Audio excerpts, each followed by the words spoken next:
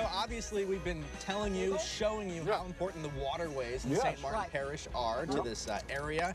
And I got the chance to go on one of the best swamp tours I've ever been on. Saw the most amazing wildlife with one of the coolest tour guides as well. Take a look.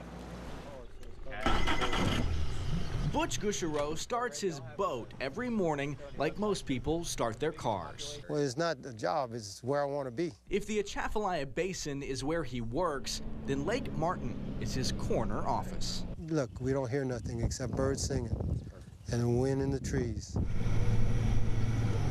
A crawfisher turned tour guide with degrees in zoology and botany, Butch knows this lake, and this lake knows Butch. We call it crooked jaw. Its lower mandible is split, and he's an alligator eater. Up to 2 feet long, I've seen him swallow. The swampy lake is surrounded by a 5-mile levee that protects the habitat. That's about a 10-footer. And the alligators don't seem to mind. That's a big one. They got plenty to eat, and nobody's supposed to be shooting at you. This is alligator heaven.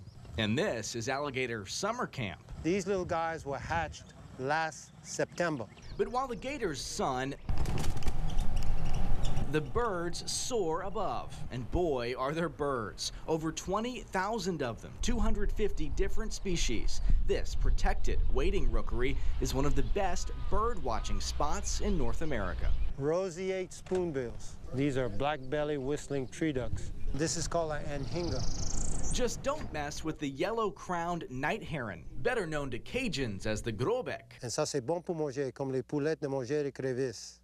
They're good to eat. They taste like chicken that's been eating crawfish.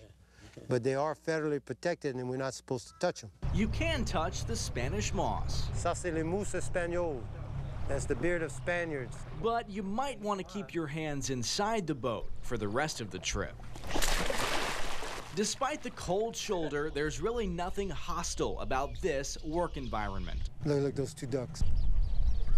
Lake Martin is an ecological success story that thrills visitors and inspires locals. I said, come see what? I see this every day. You know, I'm crawfishing, and I just don't see people wanting to see this. And now that I do it, people are hungry for green space. They come here for this peace, the solitude. And if you have any questions... They had another word for this in the old days. They call it pavon. But that's a classic pose for them. That was a popping cork. So that tells me he went all the way down to Cypremont Point and back. Just ask Butch.